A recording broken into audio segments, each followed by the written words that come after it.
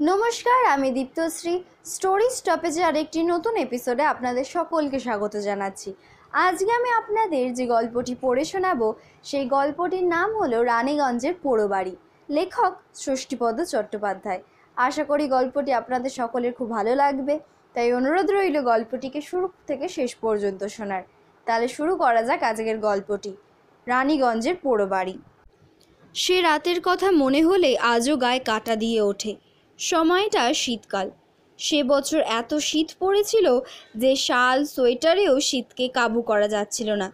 আসানসোলে একটা কাজে গিয়েছিলাম, ফিরতে সন্ধে হয়ে গেল।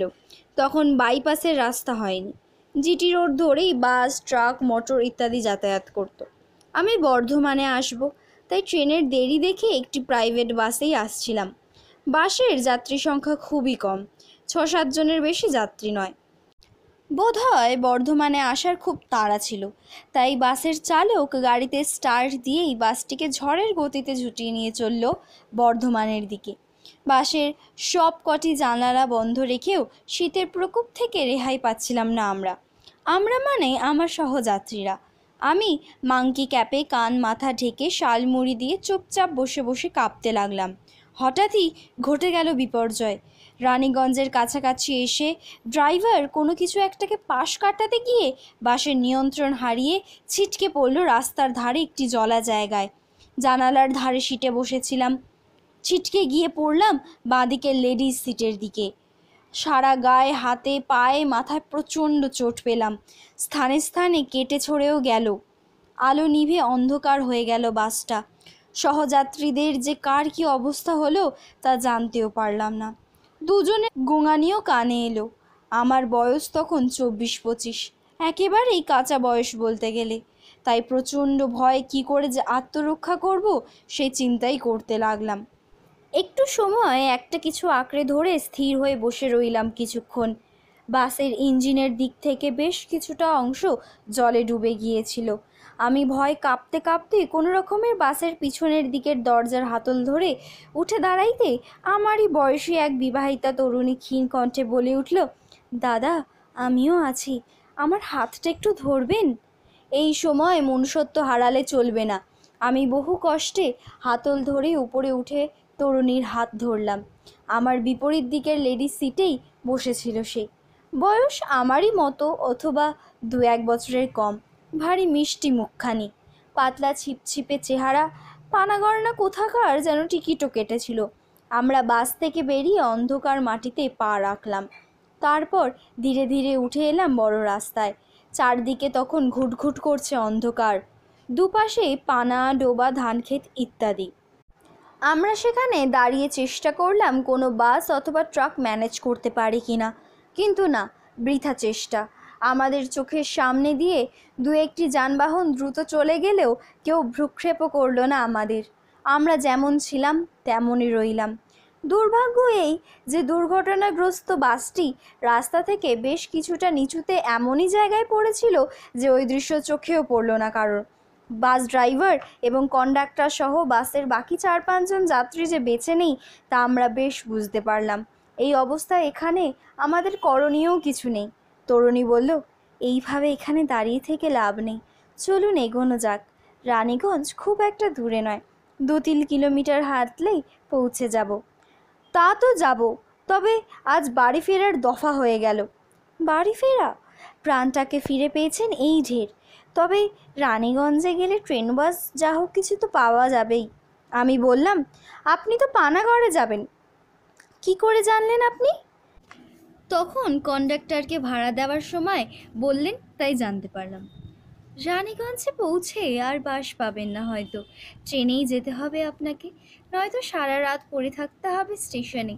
কিন্তু আমি যে কি করব ভেবে পাচ্ছি না। এই এত রাতে আর কি পানাগড়ের বাস পাবো? পানাগড়ে কি জন্য যাচ্ছিলেন আপনি? ঘরে আমার 2টো বাচ্চা আছে, বাবার অসুখের খবর পেয়ে এসেছিলাম। আমার শাশুড়ির কাছে বাচ্চা দুটোকে রেখে সকালে এসেছিলাম। আমরা দুজনে কথা বলতে বলতেই এগোতে লাগলাম। রাত হয়তো এতটা বেশি নয়, 7টা কি 8টা, কিন্তু চারিদিক এত নিঝুম, মনে হচ্ছে যেন কত রাত। এদিকে হাঁটছি তো হাঁটছি, পথের যেন কোনো শেষ হয় না। এইভাবে বেশ কিছুটা আসার পর রাস্তার ধারে একটা বহুদিনের পুরনো দোতলা বাড়ি দেখতে পেয়ে তরুণী বলল, আমার মনে হয় এই বাড়ির লোকজনদের ডেকে আমাদের বিপদের কথা বলে একটা রাত এখানে থেকে যাওয়াই ভালো। কিন্তু ওরা যদি থাকতে না দেয় তখন অন্য ব্যবস্থা করা যাবে। তাছাড়া আমার এখন বাড়ি যাওয়াও চলবে না, আবার ফিরে যেতে হবে ওই বাসের কাছে। আমার সুটকেসটা রয়ে গেছে বাসের ভেতর। আমিও চমকে উঠলাম, তাই তো, আমারও কাঁধে ঝোলাটা যে ওখানেই ছিটকে পড়েছে কোথাও। কিছু টাকা পয়সাও আছে তাতে, অবশ্য মানিব্যাগটা হাতছাড়া হয়নি, সেটা পকেটেই আছে। তবুও, তরুণী বলল, ওই একটু দূরে মনে হচ্ছে যেন একটা চায়ের দোকান। যদি বা অন্য কিছু খান তো খেয়ে আসতে পারেন, আমি ততক্ষণে এদিকটা ম্যানেজ করছি। আমি একা কেন, চলুন দুজনেই যাই, আপনিও তো চা খাবেন। আমি চা খাই না। তাহলে আমিও চা খাবো না। এই অন্ধকারে আপনাকে একা রেখে আমি যেতে পারবো না কোথাও। চলুন ওই বাড়িতেই একটা রাতের মতো একটু আশ্রয় নেওয়ার ব্যবস্থা করা যাক।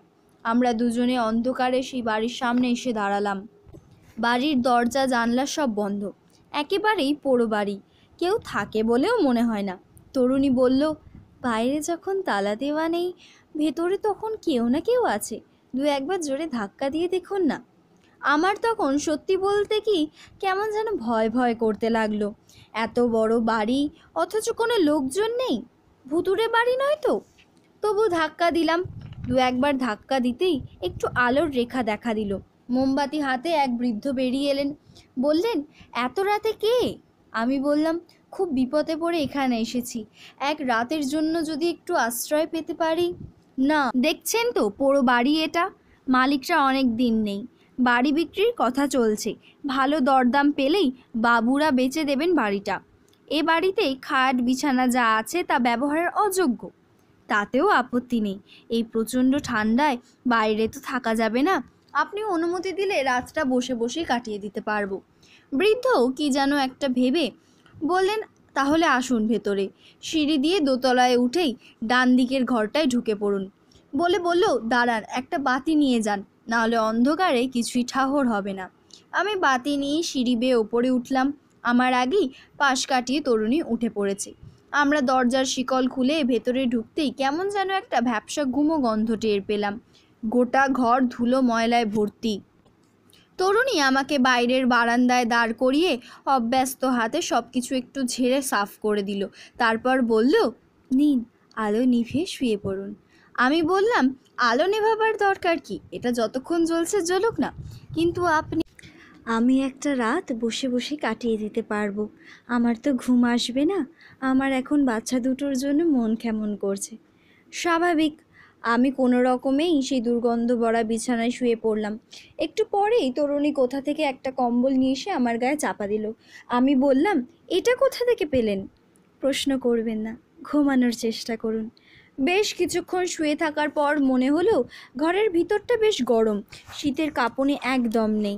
তবু শুয়ে শুয়ে ভাবতে লাগলাম, এখন তো বেশ আছে, পরে কোনো উপদ্রব হবে না তো? বৃদ্ধকেও যেন কেমন কেমন লাগলো। বাড়িটা যদি ভূতের বাড়ি হয় তাহলেই তো গেছে, কেননা ভূতকে আমার দারুণ ভয়।